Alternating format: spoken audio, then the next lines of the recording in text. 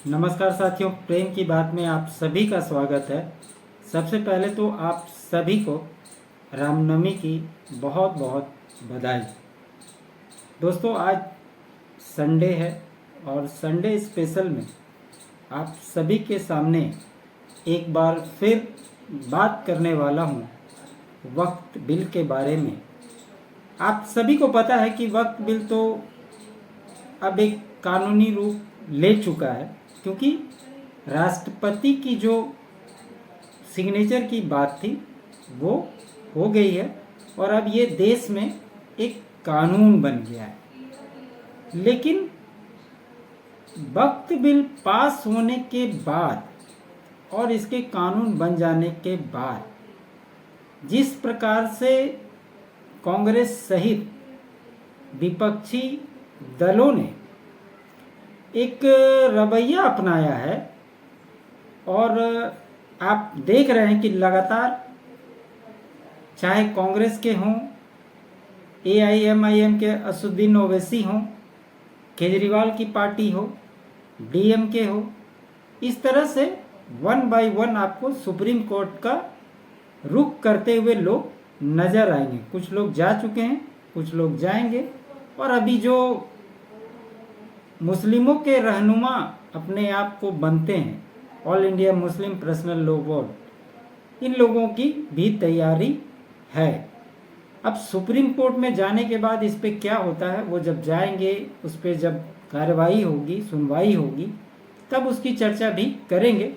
लेकिन आज इस बात की चर्चा कर रहे हैं कि वक्त पर असली खेल तो अब शुरू हुआ है, ऐसा ही प्रतीत हो रहा है। ऐसा मैं क्यों कह रहा हूं, इसी को समझाने का प्रयास करता हूं। आपने देखा होगा कि संसद के दोनों सत्रों में, चाहे लोकसभा हो चाहे राज्यसभा हो, लोकसभा में राहुल गांधी ने वक्त संशोधन विधेयक पर एक भी शब्द नहीं बोला। कांग्रेस की ओर से गौरव गोगोई ने इसकी शुरुआत की थी और बाकी कांग्रेस के अन्य नेता जो हैं वो लोग अपनी बात रख रहे थे।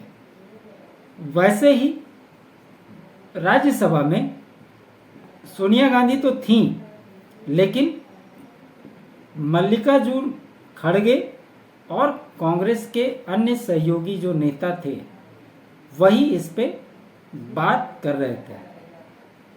तो इसमें ये बात समझना जरूरी हो जाता है कि जो कांग्रेस पार्टी मुस्लिम वोट बैंक की राजनीति के लिए, इससे पहले की वीडियो में हमने बताया कि वक्त संशोधन बिल है क्या, ये कैसे इसकी शुरुआत हुई, क्या क्या इसमें किस किस समय में इसमें क्या करेक्शंस किए गए, क्या क्या संशोधन किए गए, ये सारी बातें हमने इससे पिछले वीडियो में आपको बताया है। आपने नहीं देखा तो ज़रूर उसको देखिएगा, आपको इससे जुड़ी हुई सारी जानकारी उसमें मैंने उपलब्ध कराई है।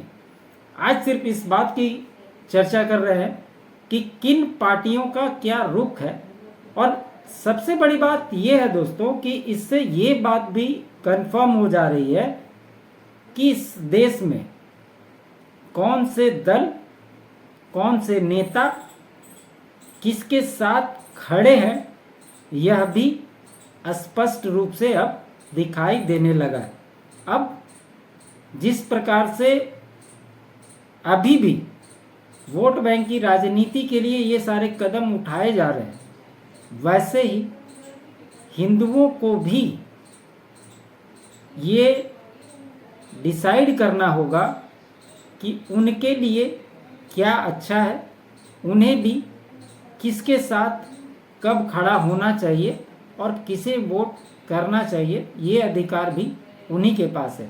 वैसे तो फंडामेंटल राइट्स की बात की जाती है, सबको अपनी अभिव्यक्ति की आज़ादी है, बात करने की आज़ादी है और किसी के सपोर्ट में भी खड़ा होने की आज़ादी है।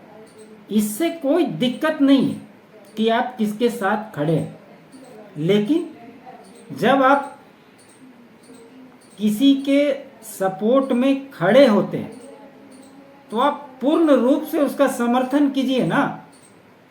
आप चाहते हैं कि दोनों हाथ में हमारे लड्डू हो, तो ये कैसे संभव है? अगर बात करें योगी आदित्यनाथ की, उनका आप कोई भी भाषण देख लीजिए, उनका उत्तर प्रदेश में सरकार चलाने के अनुभव को देख लीजिए, वो उनकी एक जो लाइन है वो एकदम क्लियर है। इस देश के हिंदुओं के लिए आसानी से समझा जा सकता है कि उनकी जो हिंदूवादी छवि है, सनातन की छवि है, वो उससे कहीं भी बोलने में करने में कोई परहेज नहीं करते। तो सवाल यही उठता है कि आप वोट बैंक की राजनीति तो करना चाहते हैं, लेकिन जो इस देश के इतिहास में नहीं हुआ वो काम इस बिल को पास कराने में किया गया। लोकसभा 14 घंटे तक चली, आपको पूरा मौका मिला, लेकिन फिर भी आप बाहर में आकर ये कहते हैं कि सरकार अपनी मनमानी से जबरदस्ती ये बिल पास करवा ले। अरे भैया, संख्या बल के आधार पे कोई भी कानून बनता है इस देश में। एक वोट के चलते ही अटल बिहारी वाजपेयी की सरकार गिरी थी और इसे भूलना नहीं चाहिए, ये सबसे बड़ा एग्जाम्पल है। तो आप कहते हैं कि संख्या बल होने से क्या हुआ? जबरदस्ती कैसे होता है भाई? ये कैसे आप कह दिया और लोग मान लेंगे कि आपने कह दिया है इसलिए मान लेना चाहिए? तृणमूल कांग्रेस की नेता है महुआ मोइत्रा, आप लोगों ने कई बार सुना है, और लगातार वो विवादों में बनी रहती है। इसमें कोई किंतु परंतु वाली बात नहीं होती। उन्होंने कहा कि सरकार के पक्ष में जितने वोट पड़े तो 232 वोट तो उसके खिलाफ भी पड़े। तो 232 वोट पड़े तो सरकार 55-56 मतों से ही तो ये बिल पास करवा सके। तो बात वही रहती, 55 मतों का डिफरेंस उनको डिफरेंस ही नहीं लगता है। वो इसे भी अपनी नैतिक जीत ही बताती है। आप ऐसे नेता को क्या बोलेंगे? इन जैसी नेताओं के मानसिकता पर सवाल उठना लाजमी है कि जो सच्चाई को मानने से इनकार कर दे। और आपने देखा ना, असदुद्दीन ओवैसी ने जब संसद में बिल फाड़ा था तो क्या बोल रहे थे कि गांधी जी ने भी बिल फाड़ा था। गांधी जी कभी आपको याद है क्या कभी संसद गए थे? आपने देखा किसी भी पार्लियामेंट्री बोर्ड के सदन के कभी कोई मेंबर वो रहे हैं? ये कहीं इतिहास में है क्या? इस बात को जब पूछा गया तो वो कह रहे हैं कि साउथ अफ्रीका में उन्होंने बिल फाड़ा था। कौन सा बिल फाड़ा था भाई? तो अंग्रेजों ने जो कानून बनाया था उस बिल को उन्होंने फाड़ा था। अब उस बात का इस बात से कोई लॉजिक बनता है क्या?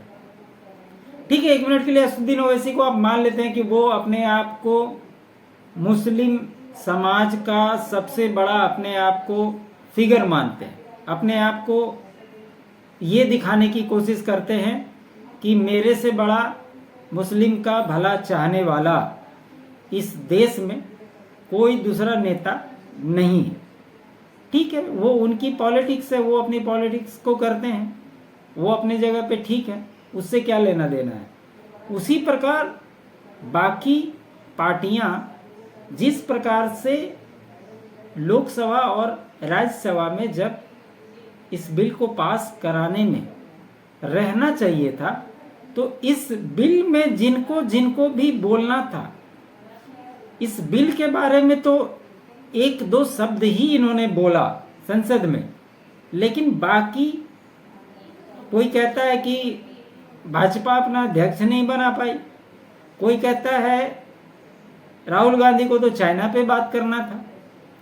तो ये इनकी नौटंकी जो है ये लगातार दिखती रहती है, और ये जब बाहर निकलेंगे तो अपने आप को सबसे बड़ा मुस्लिम समाज का पुरोधा बताते हैं कि हम ही सबसे बड़े देशभक्त हैं, आपके चाहने वाले हैं, हमसे बड़ा तो कोई नहीं है। और मैंने इसीलिए उस वीडियो के माध्यम से पूरा क्लियर किया था कि कांग्रेस के शासनकाल में क्या क्या हुआ।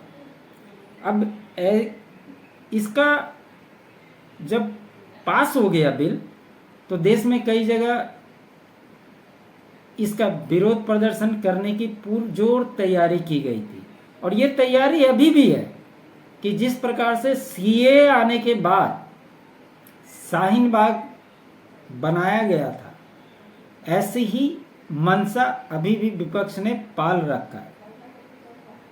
और इसी का एग्जाम्पल कुछ जगह पे देखने को भी मिला, खास करके तमिलनाडु में जो विजय ने अभी अपनी पार्टी बनाई है टीवी के, वो इसके एगेंस्ट में, वक्त बिल के एगेंस्ट में पूरे तमिलनाडु में प्रदर्शन करेगी, इसकी घोषणा की। जिस दिन संसद से बिल पास हुआ उसके अगले ही दिन जुमे की नमाज थी, और इसको ध्यान में रखकर उत्तर प्रदेश में योगी आदित्यनाथ जी ने जहाँ जहाँ भी इस प्रकार की घटना हो सकती है उसकी पूरी व्यवस्था को चाक चौबंद किया था। आपने यूपी से कोई भी किसी भी तरह के एक भी दंगे की, एक भी जगह विरोध की कोई भी खबर देखी? नहीं देखी। लेकिन वही खबर बंगाल में देखने को मिला कि जुमे की नमाज पढ़ने के बाद से मुस्लिम समुदाय जब सड़कों पर उतर गए थे तो उसका एक रेला जैसा लग गया था। आज बंगाल की मुख्यमंत्री ममता बनर्जी रामनवमी के जुलूस के लिए, शोभा यात्रा के लिए परमिशन नहीं देती है। ये जग जाहिर है, इससे पहले भी उन्होंने ये काम किया है। तो लोगों को सुप्रीम कोर्ट, हाई कोर्ट में जा करके वहाँ से इजाज़त लेनी पड़ती है और शोभा यात्रा निकाली जाती है। जिस मुख्यमंत्री को जय श्री राम बोलने के वाक्य से गुस्सा आता हो, उस नेता की सोच कैसी होगी ये बताने की आवश्यकता नहीं है। आपने देखा होगा कि केरला में जो ईसाई समुदाय है उन्होंने वक्फ बिल के समर्थन पर अपनी घोषणा की थी कि हम वक्फ बिल के समर्थन देते हैं। 2026 केरला में भी चुनाव होने हैं और कांग्रेस को ये लगता है कि अगर ईसाई समुदाय इस तरह से भाजपा को सपोर्ट करेगी और अगर आने वाले समय में केरला के विधानसभा चुनाव में अगर ईसाई और हिंदू समाज बीजेपी को वोट कर देगी तब तो कांग्रेस के लिए और बड़ी मुसीबत हो जाएगी, क्योंकि वहाँ पे दो धड़े हैं, एलडीएफ और यूडीएफ। एक का नेता लेफ्ट को सपोर्ट करता है और एक कांग्रेस समर्थित गठबंधन है। इसी दोनों की सरकार लगातार केरल में बनती रहती है और पिछले 10 सालों से लेफ्ट समर्थित गवर्नमेंट वहाँ पे है और पी विजयन मुख्यमंत्री के तौर पे वहाँ पे काम कर रहे हैं। लेकिन अगर आप बात पूछें कि केंद्र सरकार क्या वाकई में इस तरह की कोई मंशा के साथ में इस बिल को लेकर के आई थी, तो इसका जवाब ना में। अब आप सोचिए कि इस देश में तीसरी सबसे लार्जेस्ट लैंड प्रॉपर्टी इस वक्फ बोर्ड के पास में है। 9.4 लाख एकड़ करोड़ जमीन है इसके पास, रेलवे और सेना के बाद। तो आखिर ये जमीन इनके पास आई कैसे?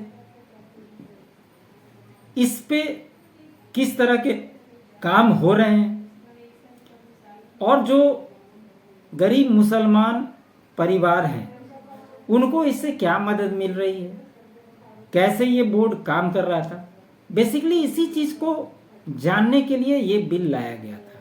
और आपको जानकर हैरानी होगी कि उत्तर प्रदेश में करीब करीब 1.20 लाख प्रॉपर्टी ऐसी है जो वक्फ प्रॉपर्टी है, और वहां पर उतनी प्रॉपर्टी होने के बावजूद 2956 करीब करीब 3000 के आसपास की ही ऐसी प्रॉपर्टी है जो रेवेन्यू डिपार्टमेंट में रजिस्टर्ड है। तो सवाल उठता है कि जो बाकी प्रॉपर्टियां जिस पे वक्फ बोर्ड अपना बताता है उसकी छानबीन होगी ना।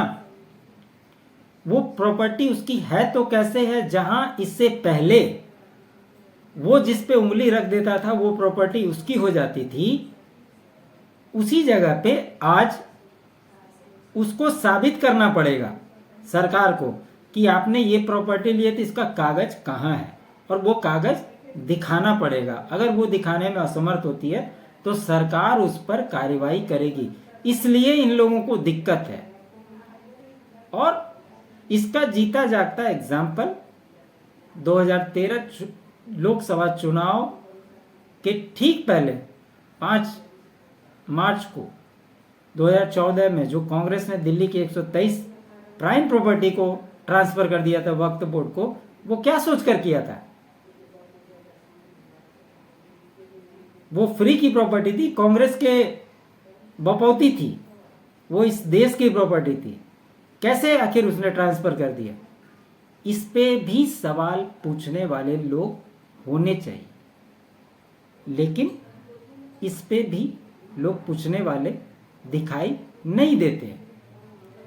अब बात करें उद्धव ठाकरे की, तो उद्धव ठाकरे ने जब राज्यसभा में ये बिल पेश हो रहा था, उनके 7 सांसद हैं, वो लगातार अपने सांसदों को फोन करके वक्फ बिल के खिलाफ वोटिंग करने के लिए लगातार वो कह रहे थे। इससे ये बात तो साबित हो गई कि ये आज की उबाटा प्योर जो एकनाथ शिंदे साहब कहते हैं कि असली शिवसेना वो हैं, ये बात तो सत्य साबित हो गई। और जिस प्रकार से वो मुस्लिम समुदाय के साथ खड़ी होती हुई दिखनी चाह रही है, तो उसमें और कांग्रेस में क्या फर्क है? और ये भी सोच के बड़ा आश्चर्य लगता है कि बाला साहब ठाकरे जब शिवसेना को चलाते थे, वही शिवसेना जब विवादित ढांचा को गिराया गया था, उसमें अहम भूमिका शिवसेना ने निभाई थी, और वो छाती ठोक कर इस बात को कहते थे कि हमने उसमें महत्वपूर्ण भूमिका निभाई है। तो इनका भी चाल चरित्र और चेहरा अब देश के सामने आ गया है। और एक बहुत अच्छी बात गृह मंत्री अमित शाह जी ने संसद के पटल पे कहा था कि ये संसद का कानून है, मानना तो आपको पड़ेगा किसी भी हाल में। फिर से एक बार जिक्र करता हूं ममता बनर्जी का, जिस प्रकार से वो सुप्रीम कोर्ट जो शिक्षक भर्ती घोटाला हुआ था उसमें रद्द कर दिया था हाई कोर्ट ने, तो ये तो सीधा कह देते कि हम कोर्ट के फैसले को नहीं मानते। तो तुम किसी चीज को ना मानो तो वो बहुत अच्छा, और दूसरा अगर कुछ बोले तो वो बहुत खराब हो जाता है। और यही चीजें समझनी पड़ेगी। संसद सदन में बैठक के पहले कांग्रेस पार्लियामेंट्री पार्टी की बैठक हुई थी, उसमें सोनिया गांधी ने स्पष्ट रूप से कहा था कि पुरजोर तरीके से इस बिल का विरोध करना है, और वही विरोध करती हुई संसद में कांग्रेस नजर आई। इससे एक बात तो तय हो गया दोस्तों कि कौन किस ओर खड़ा है और किसकी क्या मानसिकता है, ये बात तो क्लियर हो गई है। अब आपको भी ये सोचना होगा कि आप किसके साथ खड़े होते हैं और आपका स्टैंड क्या है। उम्मीद करता हूँ आप सभी को मेरा ये विश्लेषण अच्छा लगा। विश्लेषण अच्छा लगा हो तो लाइक जरूर कीजिएगा, शेयर कीजिएगा, चैनल को सब्सक्राइब जरूर कीजिएगा। आप अपना सपोर्ट कंट्रीब्यूट भी, डोनेट भी कर सकते हैं। QR कोड हमारे स्क्रीन पे रहते हैं, डिस्क्रिप्शन में भी मैं सारा डिटेल डालता हूँ। आप लोग सहयोग करें,